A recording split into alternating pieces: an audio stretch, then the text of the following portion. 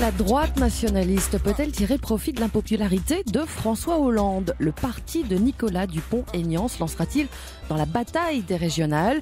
Hugues Maillot, secrétaire départemental de Debout la République, est votre invité, Gaël. Hugues Maillot, bonjour. Bonjour. Faut-il dissoudre l'Assemblée nationale? Oui, il faut dissoudre l'Assemblée nationale. En tout cas, on n'a pas énormément de moyens institutionnels pour faire face à la situation de crise politique dans laquelle se trouve notre pays. Il y a une crise de confiance évidente vis-à-vis du président de la République, vis-à-vis de l'exécutif. Et dans ce type de situation, l'un des outils, c'est la dissolution de l'Assemblée nationale. Si vous étiez député, vous voteriez contre la confiance au gouvernement? Bien entendu. Aujourd'hui, si j'étais député, je voterais contre la confiance parce que le gouvernement s'entête, le président de la République s'entête dans une politique qui appauvrit la France. Vous seriez du côté de Montebourg qui réclamait un changement de politique. Oui, il faut un changement de politique, mais le politique moins libéral, plus souverainiste.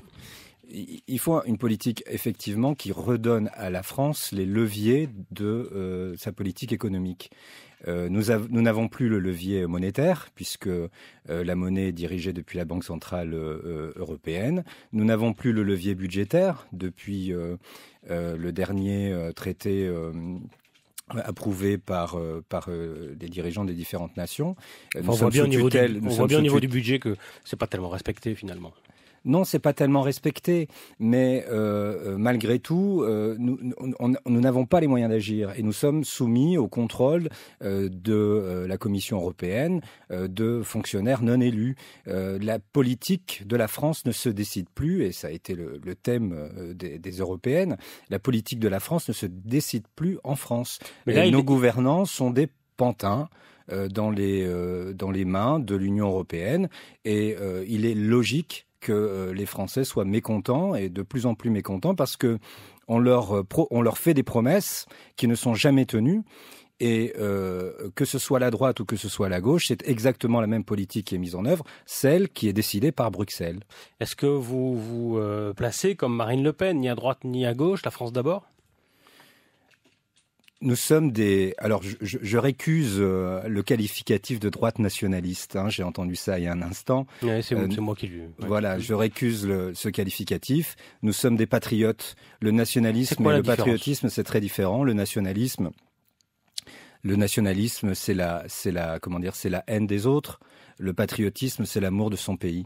Et comment ne pas être sensible aujourd'hui, si l'on aime son pays, à la situation dans laquelle il se trouve, et comment ne pas avoir envie de se battre pour qu'il se réveille, pour qu'il retrouve l'ensemble de sa vitalité. Et sa vitalité, elle passe par sa souveraineté. Ce que disent les sondages, alors on sait ce qu'il faut penser des sondages, être extrêmement prudent, notamment les sondages sur une présidentielle qui aura lieu dans 2 ans et demi, ça n'a pas trop de sens. Mais cela dit, le Front National en ressort gagnant, au moins au premier tour d'une présidentielle, et Manuel Valls dit attention, l'extrême droite est aux portes du pouvoir. Est-ce que c'est une façon d'enterrer le débat ou est-ce qu'il y a un vrai danger?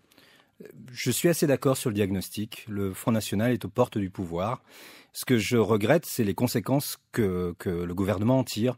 C'est-à-dire qu'il poursuit, il s'entête dans une politique économique qui est une politique régressive, et une politique qui va nous jeter dans la déflation, dont le résultat est la croissance zéro. Il s'entête. Et donc il crée les conditions de la montée inexorable des mécontentements. Et comme le Front National est le parti attrape-tout de tous les mécontentements, ce qu'il est depuis plus de 40 ans, eh bien il est logique que lorsque le mécontentement gronde, c'est le Front National qui en tire les bénéfices. Sur l'Europe et sur la souveraineté nationale, il tient à peu près le même discours que le vôtre. Vous avez le discours et puis vous avez le fond des valeurs. Et sur le fond des valeurs, on se rend bien compte que le Front National, et donc je le disais, un parti attrape-tout des mécontentements, mais on ne crée pas, on ne bâtit pas une politique, on ne crée pas un projet autour des mécontentements. On crée un projet autour des atouts d'un pays, autour de sa capacité à rassembler. Et lorsque vous passez votre temps à stigmatiser les uns et les autres, en fonction de l'intérêt du moment, eh bien, vous ne rassemblez pas, vous divisez le pays. Le Front National, s'il arrive au pouvoir, ne fera que diviser le pays. Hugues Maillot, le secrétaire départemental de Debout la République, est notre invité ce matin. On va commenter ensemble, si vous voulez bien, cette actualité. Florent en parlait, samedi, un homme s'est aspergé d'essence. C'était à Florimont lors de l'inauguration de la Maison pour tous. D'après le Saint-Paulois, Joseph Sinimalé, le maire n'aurait pas tenu sa promesse d'emploi faite pendant la campagne électorale. Heureusement, il ne s'est pas immolé, mais ce geste de désespoir a choqué plus d'un témoin et plus d'une personne à Saint-Paul. Je propose d'écouter ce micro-trottoir. La personne, elle croit.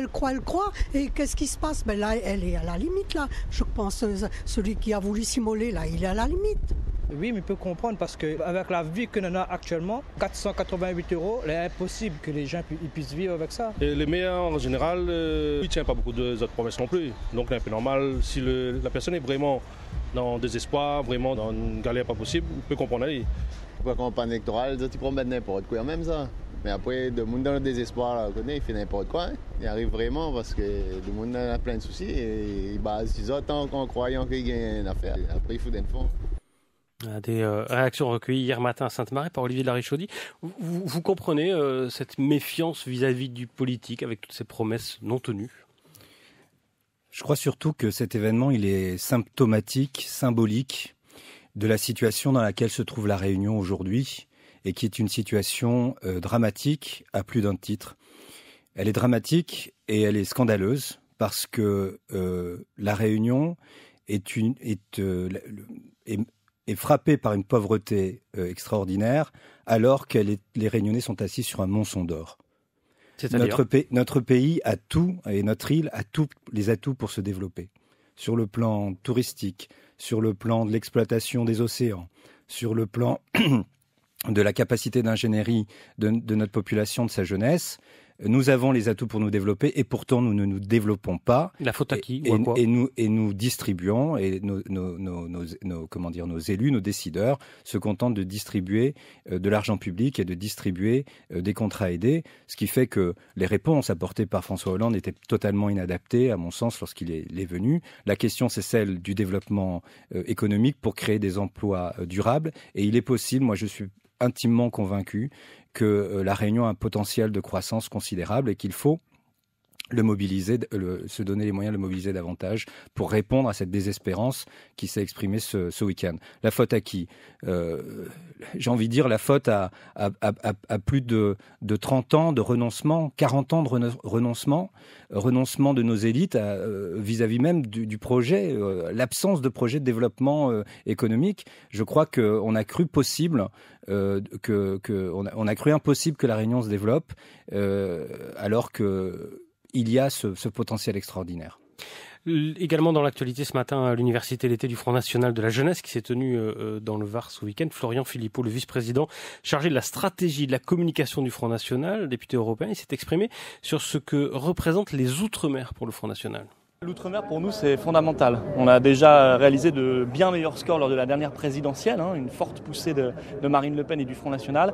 Et là, c'est vrai qu'on s'adresse beaucoup à nos compatriotes d'outre-mer, de tous les océans d'ailleurs, parce qu'on considère qu'on ne parle pas assez de l'outre-mer dans la politique française. Et le Front National qui devrait créer d'ici la fin de l'année un collectif consacré aux ultramarins. Cette poussée du Front National outre-mer vous inquiète? Ça vous fait concurrence? La question, moi je me place pas du tout sur le terrain de la concurrence et de la politique politicienne. D'ailleurs, j'entends que ce qui intéresse le Front National, c'est le nombre de voix. On vient de nous le dire. Moi, ce qui m'intéresse, c'est que l'outre-mer se développe et c'est de savoir quel est le projet que l'on met sur la table pour que l'outre-mer et la Réunion se développent. On doit rassembler les Français autour d'un projet de développement. Effectivement, l'outre-mer a une place cruciale à prendre dans ce projet de développement parce que les marges de croissance, si j'ose dire, elles sont pour beaucoup en outre-mer, pour beaucoup dans l'océan Indien et dans le Pacifique, parce que dans l'océan Indien et dans le Pacifique, vous avez ce qu'on appelle des bassins émergents, des pays émergents, une croissance qui est forte. Et donc, il faut que l'outre-mer français s'accroche à cette croissance, y participe, y contribue.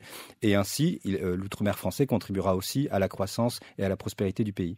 Ma question était, est-ce que vous craignez le Front National, Outre-mer et notamment La Réunion? nous ne sommes pas dans une attitude de crainte, nous sommes dans une attitude de combat. Vous savez, ce qui est en train de se passer... Pas d'alliance possible. Nous sommes dans une attitude de combat. Ce qui est en train de se passer, c'est que pour la première fois depuis 1940, l'extrême droite est susceptible de prendre le pouvoir en France. Eh bien, en 1940, l'extrême droite avait un adversaire, c'était le général de Gaulle. Nous sommes des gaullistes, nous nous inscrivons dans cette filiation, dans la défense des valeurs de la République. Et le Front National ne représente pas les valeurs de la République. C'est une alternative, c'est une fausse alternative. Il n'y a aucun projet derrière la montée du Front National. Ce qu'il y a simplement derrière la montée du Front National, c'est le service de prébendes. Comme aujourd'hui le système sert des prébendes, le Front National servira d'autres prébendes.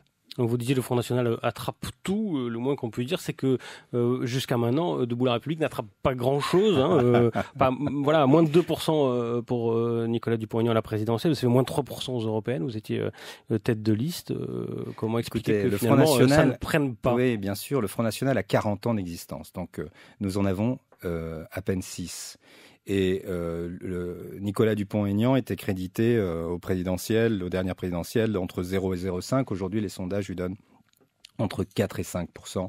Ce qui veut dire que nous avons fait du chemin, le chemin de la conviction des Français, sur la base de nos valeurs et pas sur la base de fausses promesses. Et moi, je suis très confiant dans le fait que notre mouvement va émerger et parce que il s'appuie et il défend des valeurs véritables.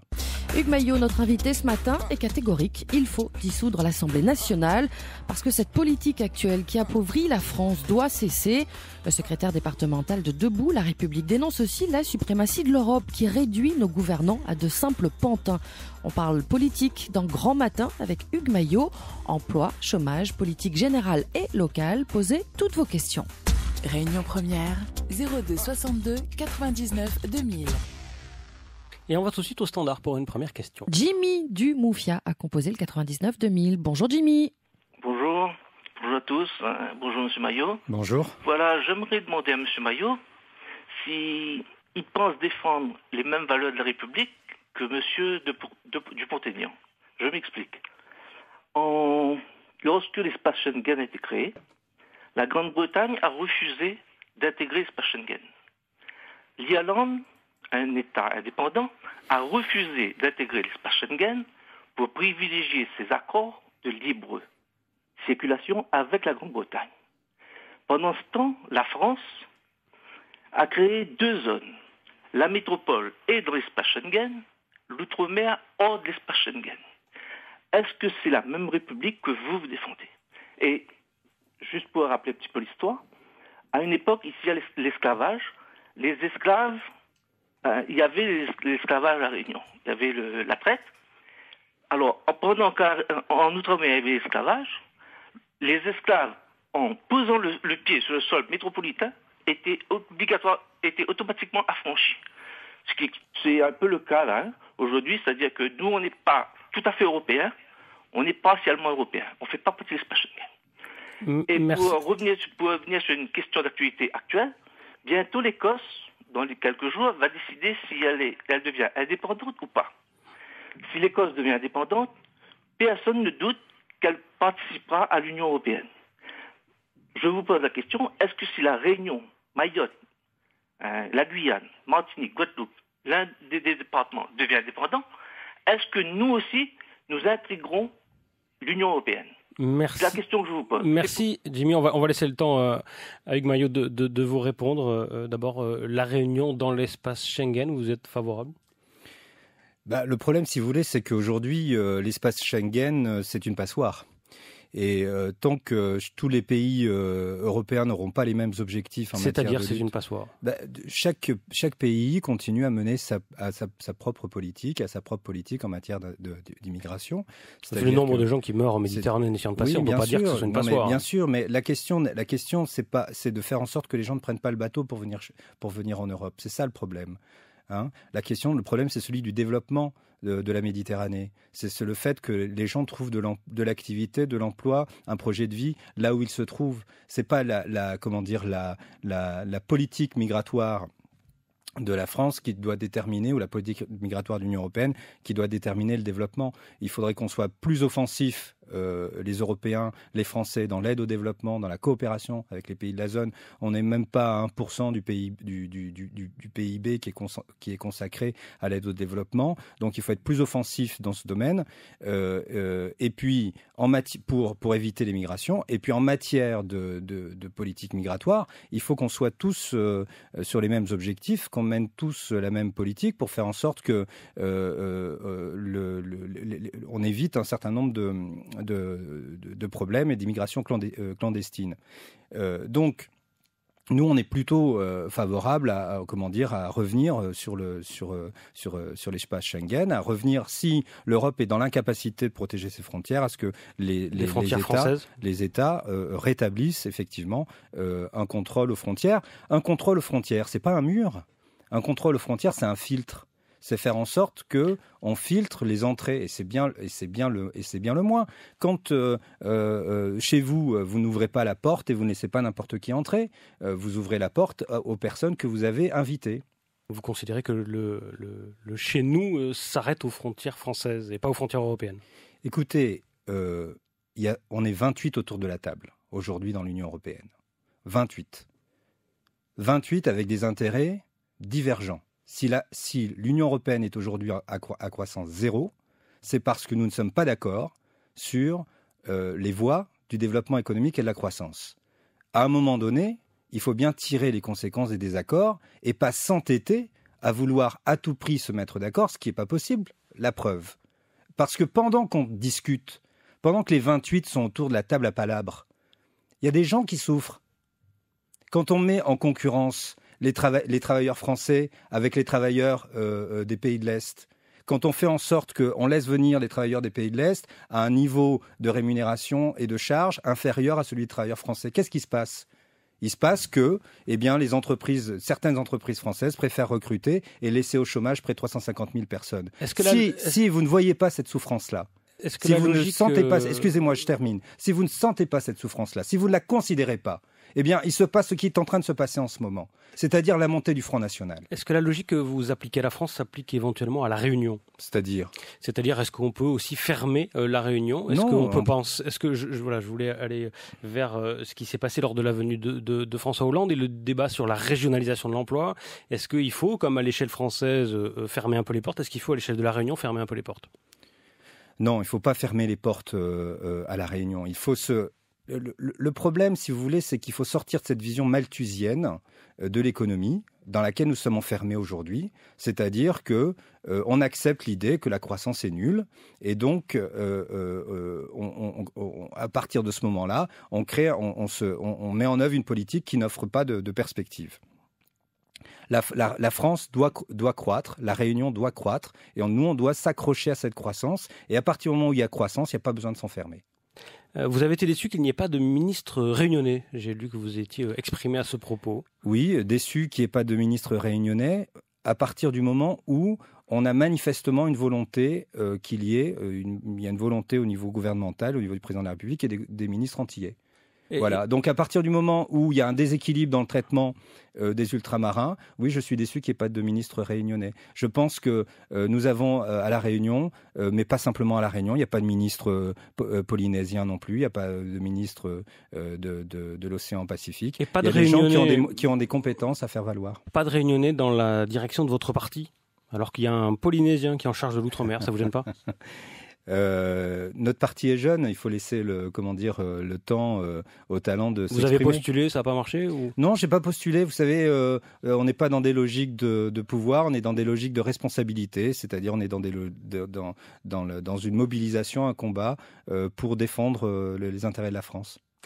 Sur sa page Facebook, Nicolas Dupont-Aignan dit « La banque à l'économie, le genre à l'éducation nationale et le laxisme à la justice, Valls veut tout liquider ». Vous faites partie des gens qui ont été choqués par la nomination de Najat Vallaud-Belkacem ? Personnellement, non. Vous vous désolidarisez de votre chef ? Non, je ne me désolidarise pas de mon chef. Vous savez, on n'est pas caporalisé. Je veux dire, il n'y a pas une ligne et puis tout le monde le petit doigt sur la couture du pantalon. Hein. Ça fonctionne pas. Un frondeur. Ça fonctionne pas comme ça. Moi, je suis pas, je combats avec Nicolas Dupont-Aignan la politique de ce gouvernement. Je considère que les orientations qui sont données en matière d'éducation ne sont pas bonnes. Hein. On l'a vu avec la réforme des rythmes scolaires qui, en réalité, participe au démantèlement de l'éducation nationale. Maintenant, que ça soit elle ou une autre, ça sera exactement la même politique. Et donc, je ne me fixe pas sur cette personne. Nicolas Dupont-Aignan fait partie des gens qui, en France des maires, qui s'opposent très vigoureusement à cette réforme des rythmes scolaires. Vous considérez qu'à La Réunion, les maires auraient dû aller jusque-là, comme lui je pense que la problématique est encore plus prégnante à La Réunion, où effectivement les maires manquent de moyens pour mettre en œuvre cette réforme, puisqu'il s'agit ni plus ni moins que de transférer sur les communes un certain nombre de responsabilités de l'État et sans leur donner les moyens équivalents. Mais peut-être ils ont eu, comme la plupart des maires en France, le réflexe du petit doigt sur la couture du pantalon, celui auquel vous m'invitiez il y a un instant. Sarkozy doit-il prendre la tête de l'UMP ? Pourquoi faire ? Si c'est pour faire exactement la même politique que celle qu'il a menée jusqu'à présent, je pense qu'il ferait mieux de s'abstenir. Et les conférences qu'il tient étant très lucratives, je l'invite à poursuivre. Je voulais revenir sur une question qu'a posée Jimmy tout à l'heure à propos de l'Écosse. Est-ce que le chemin vers une indépendance de l'Écosse et vers une Europe des régions, est-ce que ça pourrait être une solution pour La Réunion ? Alors, de supprimer peut-être l'échelle des États pour aller vers des régions. Est-ce que ça aurait plus de sens ? C'est intéressant le raccourci que vous faites, parce que si l'Écosse devient indépendante, ça voudra dire qu'il y a une nation écossaise et pas une région écossaise. Ce qui est permanent dans l'histoire et ce que tout le monde refuse de voir ou fait semblant de ne pas voir, ce que les élites, en tout cas, la presse, les médias, c'est que c'est la permanence des nations dans l'histoire de l'humanité. On nous donne en modèle... Est-ce qu'il peut y avoir une nation réunionnaise ? Ce sont des éléments complexes qui sont liés à l'histoire, à la culture, à la géographie. Moi, et je pense comme la majorité des Réunionnais, nous pensons que la Réunion est intimement liée à la nation française et qu'il n'y a pas de nation réunionnaise.